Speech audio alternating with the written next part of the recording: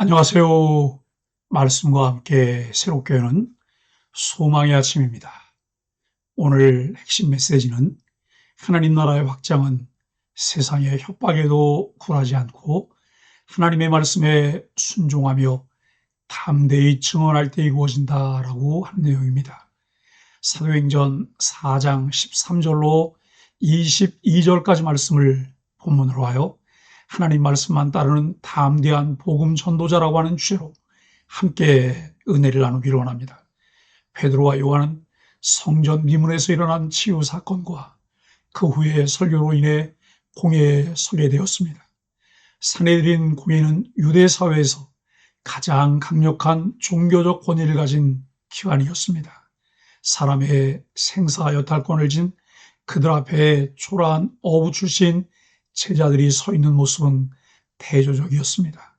그러나 바로 그 자리에서 하나님 나라와 세상의 권력이 충돌합니다.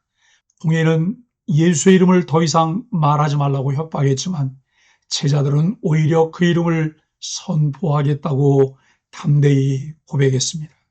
하나님 나라의 확장은 말씀에 순종하는 담대한 증언으로 이루어집니다. 오늘 본문은 교회의 본질적 사명이 어디에 있는지, 하나님 나라의 확장이 어떤 방식으로 이루어지는지를 분명히 보여줍니다. 오늘 본문은 담대한 복음 증언의 세 장면을 보여줍니다. 첫째, 담대함의 근원입니다. 그들이 베드로와 요한이 담대하게 말함을 보고 그들을 본래 학문 없는 범인으로 알았다가 이상히 여기며 또 전에 예수와 함께 있던 줄도 알고 공회는 제자들의 담대함에 놀랐습니다. 그들은 학문적 배경이나 사회적 권세가 없었지만 예수와 함께 있던 사람들이었습니다. 담대함의 근원은 예수와 함께 있었던 관계였습니다. 성령의 충만함 속에서 예수의 임재함을 경험한 사람은 어떤 권력 앞에서도 담대할 수 있습니다. 둘째, 기적은 부인할 수 없는 사실입니다. 나면서 못 걷게 된 치유된 것이 모든 사람 앞에 있으므로 그들이 능히 반박할 말이 없었다고 말합니다. 공회도 기적 자체를 부인할 수는 없었습니다. 그러나 그들은 진실을 받아들이기보다는 자신들의 기득권과 체제를 지키는 데 몰두했습니다. 여기서 드러나는 중요한 교훈은 이것입니다. 하나님 나라의 역사는 때때로 부인할 수 없는 증거 앞에서도 거부된다는 사실입니다. 그 이유는 마음이 하나님 두기를 싫어하는 인간의 악한 본성 때문이고 하나님에 대한 몰이해 때문입니다. 셋째, 말씀에 대한 담대함입니다. 공회는 제자들에게 예수의 이름으로 말하지 말라고 엄히 경고했습니다. 그러나 베드로와 요한은 대답합니다. 하나님 앞에서 너희 말 듣는 것이 하나님 말씀 듣는 것보다 옳은가 판단하라. 우리는 보고 들은 것을 말하지 아니할 수 없다고 말합니다. 여기서 교회의 정체성이 분명히 드러납니다. 교회는 세상의 명령보다 하나님의 말씀을 따르는 공동체입니다. 제자들의 담대함은 단순한 용기가 아니라 하나님의 말씀에 대한 순종이었습니다. 사도들은 이미 예수님의 순환과 십자가 앞에서의 자신들의 비겁함과 초라함, 아무것도 할 수 없는 연약함을 경험했습니다. 그 오순절 성령 강림과 성령 충만함은 자신들에게 주어진 사명의 담대함으로 순종할 수 있는 용기를 주었습니다. 하나님의 은혜가 아니면 구원의로의 부르심, 사명의로의 부르심, 이 두 번의 부르심에 순종할 수 없습니다. 넷째, 복음 전도에 막을 수 없는 능력입니다. 공회는 더 이상 그들을 어찌할 수 없었습니다. 사람들은 모두 하나님께 영광을 돌렸고 기적을 부정할 수 없었기 때문입니다. 이 장면은 하나님 나라의 확장을 보여줍니다. 세상의 권력은 협박으로 복음을 막을 수 없고 복음은 증인의 담대함을 통해 계속 확장됩니다. 권력자들은 사도들에게 복음을 전하지 말라고 했지만 사도들은 그럴 수 없었습니다. 그래서 반드시 말하겠다는 강력한 의지를 드러냅니다.